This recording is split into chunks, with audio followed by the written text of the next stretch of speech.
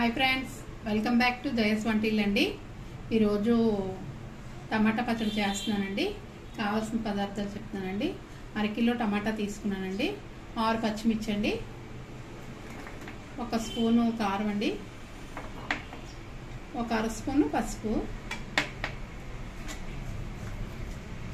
10 వెల్లుల్లి అండి, కొన్ని కట్ చేసాను, కొన్ని మామూలు పెట్టాను, 3 ఎండుమిర్చి, కరివేపాకండి, 1 అర స్పూన్ శనగపప్పు, మినపప్పు 1 స్పూన్ అండి, కొద్దిగా చింతపండు అండి, చిన్న సైజు అంతా చింతపండు, 1 అర స్పూన్ జీలకర్ర, 2 స్పూన్లు సాల్ట్. మనం ఈ టమాటా కట్ చేసుకుందాం అండి.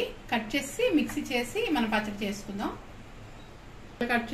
టమాటా ముక్కలు కట్ చేసాం కదండి, ఇవి మిక్సీ కొడదాం. చింతపండు కూడా మన టమాటా దాంట్లోనే వేసుకుంటున్నాం అండి. మిక్సీ కొడేద్దాం. మొత్తం టమాటాను చింతపండు మిక్సీ చేస్తామండి. ఇప్పుడు మనం పోపు వేసుకుందాం. ప్యాన్ పెట్టి ఆయిల్ వేస్తానండి. ఆవాలు వేస్తున్నాను. ఆవాలు వేయండి. శనగపప్పు మినపప్పు వేస్తున్నాను. జీలకర్ర వేస్తున్నాను అండి.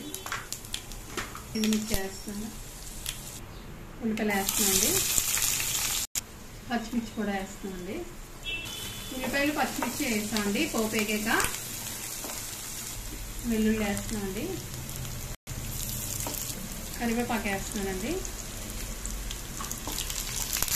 పసుపు వేస్తున్నామండి. కారం కూడా వేస్తున్నామండి. టమాటా వేస్తున్నామండి.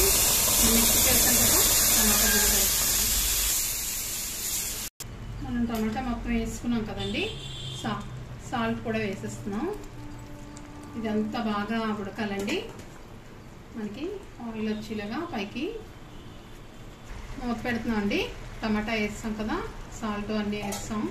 కొద్దిగా మంట మీడియంలో పెడుతున్నానండి. మీకు వంట నచ్చితే కనుక కామెంట్స్ పెట్టండి. మనకి పచ్చడి అయిపోయిందండి. చూసారా ఆయిల్ ఎలా తేలిందో? మనకి పచ్చడి అయిందని అర్థం. ఆయిల్ తేలితే పచ్చడి అయిపోయినట్టండి.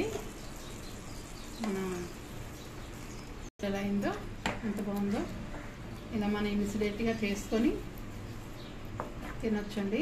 ఉంటుంది, ఫ్రిడ్జ్లో పెట్టుకుంటే 2-3 రోజులు ఉంటుందండి. బయట ఒక 2 రోజులు ఉంటుంది.